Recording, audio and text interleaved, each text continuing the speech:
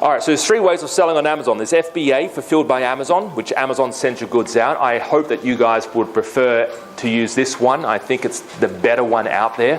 You've got FBM, which is fulfilled by merchant, where you stock the products in your garage or in a warehouse somewhere else other than Amazon, and when sales are made, they get sent out, all right? You can go to the post office if you want. I used to do that. I think it's one of the worst things you could possibly do. You don't want to be walking down a hill.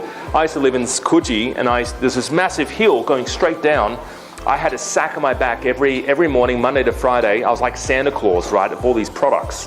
And I was walking down the hill every morning. I spent the first 2 to 3 hours at the post office signing customs declarations to send products off to my customers. So you don't want to be doing that. And you can't go anywhere, right? You're locked down to location. You're locked down to where your goods are stored. So preferably don't do FBM. If you are going to do FBM, we'll talk about that tomorrow on how you can store your products other than your house.